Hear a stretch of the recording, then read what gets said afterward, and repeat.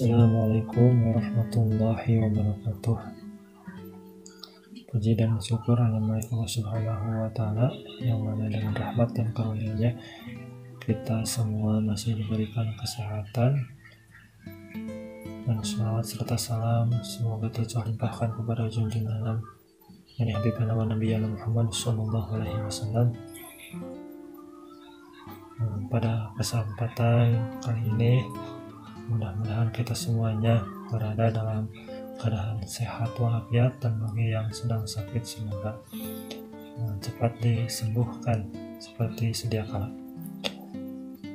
Sebelumnya saya ucapkan terima kasih kepada semuanya yang telah menyaksikan video ini ataupun yang sudah subscribe channel ini.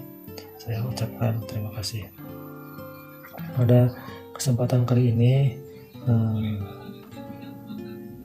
kita akan menyimak ataupun kita akan mendengarkan jawaban dari Ustadz Abdul Somad mengenai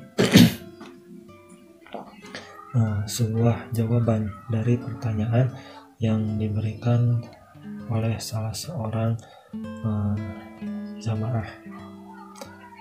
Apa itu pertanyaannya dan bagaimana jawaban dari Ustadz Abdul Somad? Mari kita simak bersama-sama videonya. Gimana hukumnya memberi hutang kepada orang minjam tapi berkali-kali gak pernah bayar? Apakah kita termasuk orang yang menzolimi dengan tidak mendidik orang tersebut menjadi mandiri?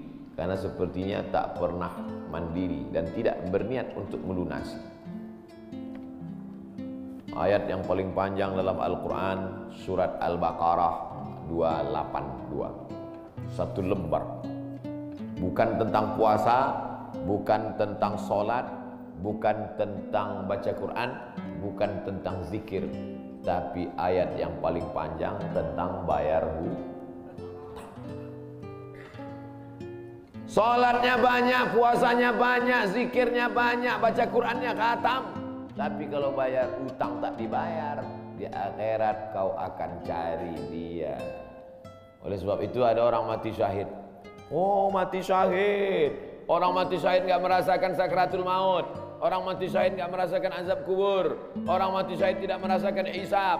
Orang mati syahid langsung masuk surga. Ilat dain, kecuali hutang.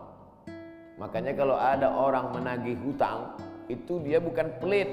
Dia sedang menyelamatkan saudaranya dari makan haram. Makanya datang ke rumah dia. Habis pengajian nih, langsung datang. Assalamualaikum, waalaikumsalam. Kau mau menagih ya? Aku bukan mau menagih, tapi menyelamatkanmu, anak cucumu, istrimu, tetanggamu dari makan haram.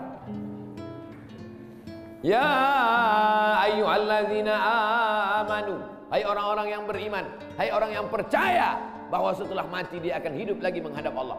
Idza tadayantum bidainin, kalau kau menjalin transaksi hutang piutang, ila ajalim musamma, sampai ke batas waktu tertentu, faktubuh, tulis, saya pinjam kepada kamu 500.000, akan saya bayar pada bulan Mei. Tahunnya jelas. Banyak juga bulan Mei. Maybe yes, maybe no. Bulan berapa? Bulan Mei tahun 2020. Oke. Sekarang bulan Maret, April, 1 Mei 2020 datang tagih. Kapan kau bayar? Mohon maaf aku nggak bisa, istriku baru meninggal, anakku pun sakit. Itu jangan kau cerita panjang lebar, tak tahan air mataku mau menetes. Kalau dia dalam kesulitan, fanaziratun ila maisarah, tunggu sampai dia lapang. Maisarah artinya lapang. Tunggu sampai dia lapang. Setelah dia lapang, datang lagi bulan Juni. Kapan kau bayar? Aku belum bisa. Nampaknya lebih banyak ongkos minyak aku daripada uang yang kutagih. Yang paling bagus, wa anta saddaqu khairul lakum, kau sedekahkan itu lebih baik. Karena aku pun makin datang makin kumat darah tinggiku, kolesterolku pun makin naik. Jadi untuk yang 500.000 itu ku sedekahkan aja lah, ambil nanti. Tapi yang menghafal ayat ini yang ngasih pinjaman, bukan yang minjam.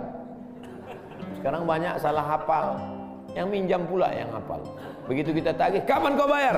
Wa anta saddaqu khairul lakum. Kau sedekahkan itu lebih baik.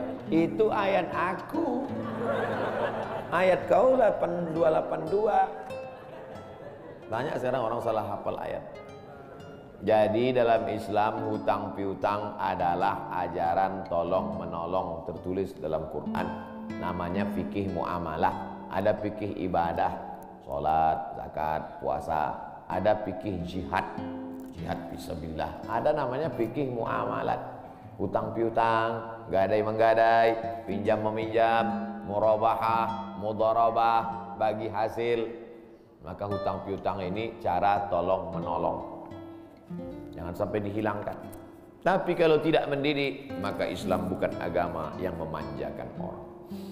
Ya, setelah kita menyimak jawaban Nabi Sallallahu Alaihi Wasallam, dia menyebutkan bahwa hukum berhutang itu ataupun hukum yang itu dijelaskan dalam surat Al-Baqarah, yang mana orang yang mempunyai hutang meskipun dirinya rajin beribadah, rajin berpuasa, sholat tidak pernah ketinggalan, namun hutangnya tersebut belum terbayarkan, niscaya kelak di akhirat dirinya tetap akan ditagih tentang hutang tersebut.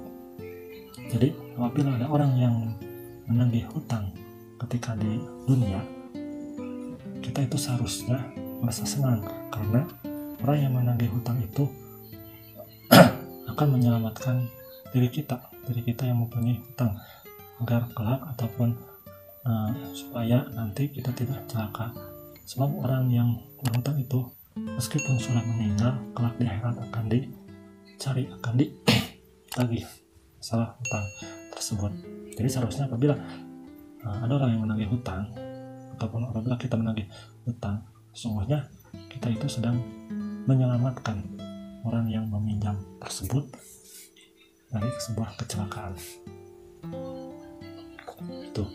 Kemudian apabila kita meminjamkan pada orang lain, langkah baiknya kita membuat suatu pernyataan ataupun suatu perjanjian yang tertulis, yang mana di dalamnya terdapat waktu yang jelas seperti tanggal, jam, dan bulan, tahun berapa dirinya itu akan melunasi ataupun membayar hutang, agar apabila kita menagihnya pas waktu jatuh tempo, maka kita tinggal membawa surat tersebut atau perjanjian tersebut bahwa dirinya akan membayar pada saat ini. Namun apabila kita ketika menagih atau menanyakan tentang hutang tersebut, kemudian kondisi orang yang kita tagih tersebut dalam keadaan misalkan sedang kesusahan dan tidak memungkinkan untuk membayar hutang tersebut, maka baiknya kita memberikan keringanan tersebut dengan mengundurkan ataupun yang lainnya. Kemudian apabila kita terus-terusan menagihnya, kemudian dirinya belum bisa membayarnya, ya mungkin kita manusiawi, ya pasti ada rasa jengkel terhadap dirinya ataupun ya gak enak ya namanya juga manusia, pasti akan merasa seperti itu ketika kita menagih kemudian dirinya beralasan ataupun intinya tidak bisa membayar. Apalagi kalau kita menagih hutang tersebut kemudian dia tidak bisa membayar, tapi kita memergokinya sedang misalkan jalan-jalan ataupun yang sedang berpoya-poya, mungkin itu akan lebih tidak enak lagi. Tapi kalau memang kondisinya benar-benar tidak bisa untuk melunasi hutang tersebut, ya alangkah baiknya kita harus mengikhlaskannya, mensedekahkannya. Itu mungkin itu salah satu poin terakhir. Apabila dirinya tidak bisa membayar atau terus-terusan tidak bisa membayar, mungkin yang akhirnya kita harus bisa mengikhlaskan atau mensedekahkan yang kita pinjamkan kepada dirinya agar kita yang mendapatkan pahala dari sedekahkan tersebut. Karena semuanya pinjam meminjam itu sama dengan tolong menolong, namun jangan jadikan pinjam meminjam itu ataupun berhutang itu malah membuat pribadi yang tidak baik, yang malas ataupun menjadi pribadi sebagai orang yang pembohong ataupun yang hal-hal yang baiknya. Mungkin itu yang saya dapat pahami dari jawaban Ustadz Abdul Somad tersebut. Nah, mungkin apabila ada kesalahan dari tanggapan saya ataupun yang saya pahami dari jawaban Ustadz Abdul Somad tersebut, saya mohon maaf. Ya, kita sama-sama untuk saling mengingatkan atau sama-sama terus berbuat baik agar kelak kita semuanya dapat berkumpul di surganya Allah Subhanahu wa Ta'ala. Akhirul kalam, Assalamualaikum warahmatullahi wabarakatuh.